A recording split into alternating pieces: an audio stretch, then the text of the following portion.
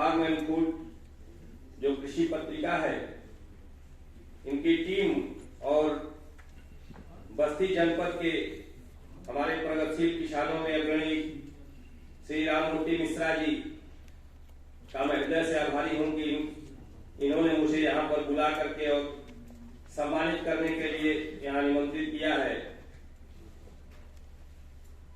सम्मान तो मैं जहां तक मेरा अपना मत है, मेरा अपना विचार है, मेरे द्वारा किया गया कर्म वही निर्धारित करता है यहां से जाने के बाद आप सभी लोगों का जो स्नेह प्यार दूरभाष के द्वारा मिलता है। मैं यही समझता हूं कि ईश्वरीय कृपा है कि मैं अपने स्तर से जो मेरा रियल कर्म था, जो मेरा वास्तविक कार्य था, क्योंकि मैं कृषि की पढ़ाई किया और कृषि में ही सेवा करने का अवसर मिला, यह ईश्वर की कृपा है। आप सभी के सानिध्य में जितने दिन भी रहा, मैंने अपने स्तर से लगातार मैं कोशिश किया कि कुछ बेहतर से बेहतर कर जाऊं, और चूंकि सरकारी तंत्र में आदमी एक जगह से दूसरे जगह स्थानांतरित होता रहता है, उसी क्रम में जो है मैं पुनः प्रभु श्री राम की नगरी में सेवा करने का अवसर मिला और आज मैं वहां कृषि निदेशक के रूप में सेवा दे रहा हूं। जो अभी हमारे डॉक्टर राजाराम त्रिपाठी साहब जो राष्ट्रीय संयोजक हैं आईफा के, ये बार बार आप सभी से, हम सभी से अपील कर रहे थे, जो ऑर्गेनिक खेती, जैविक खेती की बात जो की जा रही है, आधारभूत जो मूल रूप में है, इसको आप लोग ऐसा नहीं कि आप लोग समझते नहीं, बहुत बखूबी समझते हैं कि आप लोग जो भी कर रहे हैं वास्तविक वह जैविक खेती नहीं है। क्योंकि एक शब्द आता है इंटीग्रेटेड पेस्ट मैनेजमेंट, एकीकृत नासी जीव प्रबंधन। इस एकीकृत नासी जीव प्रबंधन में डॉक्टर त्रिपाठी साहब तो बहुत सारी बातें कह गए हैं, क्योंकि हम लोगों को पढ़ने के बाद मालूम हुआ,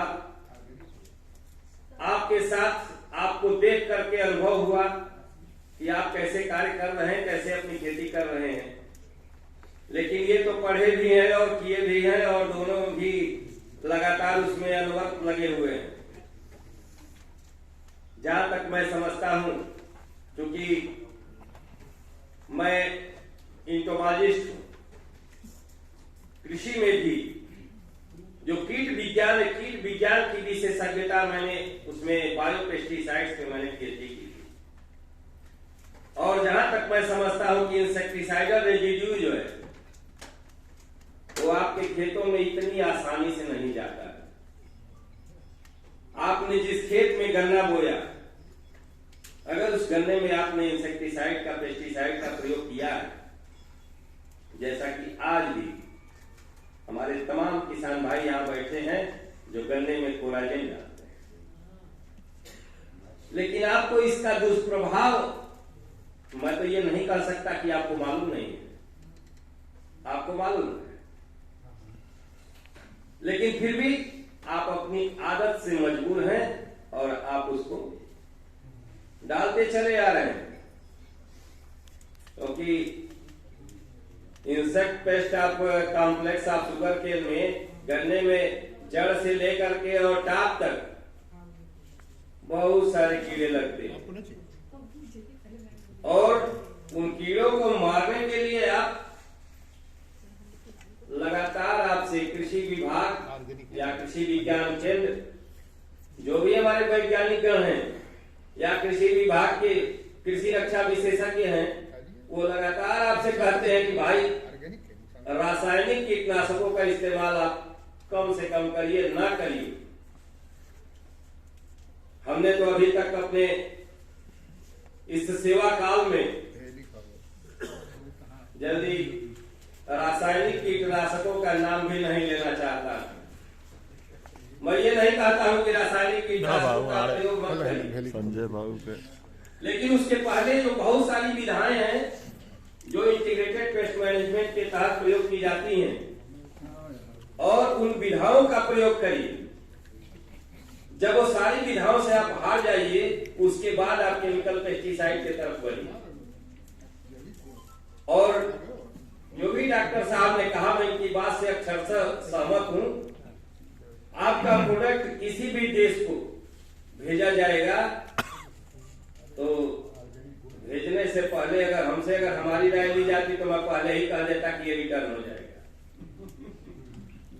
तो उसका कारण है, मैंने आपको भी बताया, आप गन्ने के खेत में आप पेस्टिसाइड का इस्तेमाल करते हैं और उसी खेत में आप उस गन्ना काट करके आप आलू बो दीजिए।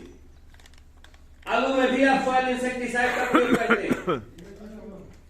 तो ये जो इंसेक्टिसाइड का प्रयोग करने का आपका तरीका है, इस तरीके का आपकी धरती माता पे क्या असर पड़ता है। धरती को मां भी कहते हैं और तमाम सारे जहरीले रसायनों से उनको विभूषित करते रहते हैं।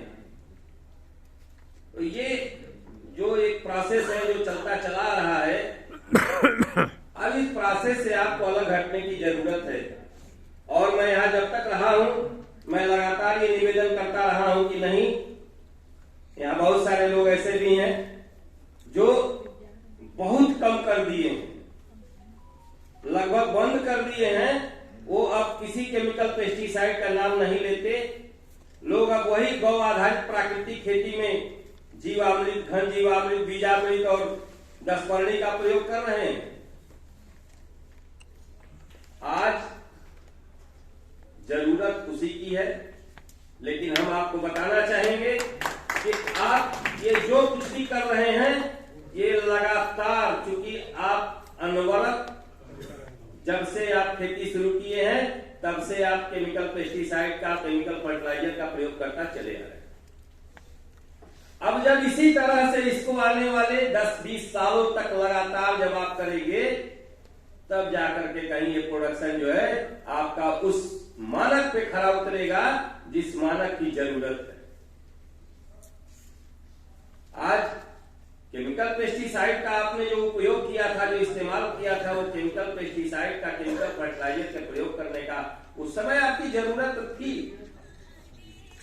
मैं इस बात से पूरी तरह से सहमत हूं कि उस समय जो हमारी जनसंख्या थी वह भूखमरी के कगार पर थी। उसकी भूख को मिटाने के लिए, उसकी क्षुधा को शांत करने के लिए उस समय प्रोडक्शन बढ़ाना बहुत जरूरी था। अगर केमिकल फर्टिलाइजर, पेस्टिसाइड का प्रयोग नहीं करते तो ऐसी स्थिति में आप इस देश की जनता को भोजन नहीं दे सकते। लेकिन उस समय हमारी जरूरत थी। आज हमारे पास क्वांटिटी की जरूरत नहीं, आज हमारे पास मात्रा की जरूरत नहीं है, आज हमारे पास गुणवत्ता की जरूरत है कि जो भी प्रोडक्शन हमारा हो वह गुणवत्ता युक्त हो, विष रहित हो। और उस गुणवत्ता सहित और विष रहित उत्पादन का जो टारगेट है उसको आप तभी अचीव कर सकते हैं जब आप अब अपने खेती में आप हरी खाद के रूप में सनई, ढैंचा, उर्द, मूंग इत्यादि का प्रयोग करते हैं।